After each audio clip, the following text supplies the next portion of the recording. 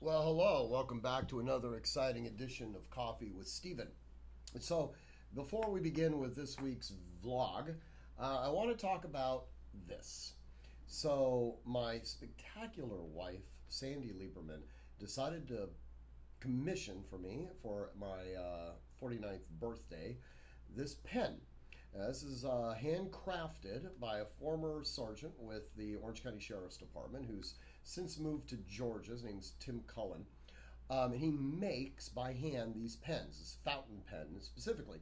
Now, what's unique about this is that he collects certified remnants of historical artifacts, which he then subsequently mills out into a pen.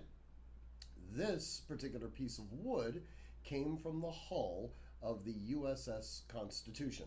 So that is unbelievably cool. And in fact, probably can't see it, but it actually says USS Constitution on it that he hand engraved and put that unbelievably bitchin' compass rose on it. So, anyways, thank you, Sandy. That was absolutely spectacular. Now, the subject matter of this week's blog has to do with dog attacks, of all things.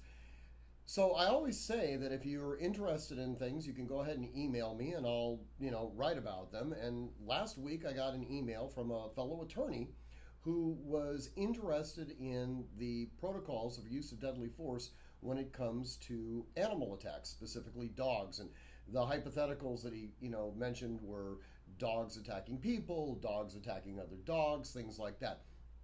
The what I try to explain in the blog is that a family pet, a dog, while it may be in our minds a member of our family, the reality is that in the eyes of the law, it's your personal property.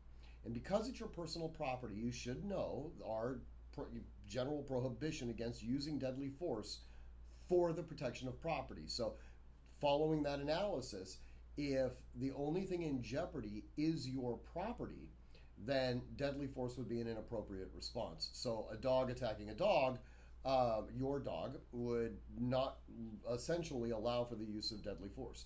A dog attacking a person, on the other hand, or a dog attacking, you or a child or something like that, that is a different story altogether. We go back to our original analysis. Is it objectively reasonable to believe that there is an imminent likelihood of death or great bodily injury? If the answer to that question is yes, then deadly force becomes an appropriate response. In any event, take a look at the blog. Some of you pet owners may be a little upset with me on it, but in any event, you can take a look at it. As always, if you have any questions or you want to make any comments, always feel free to contact me at stephen@artemishq.com. And as always, train constantly, train consistently, train repetitively, and train with purpose. And above all else, stay vigilant. Until next week, I look forward to having coffee with you again. Bye-bye.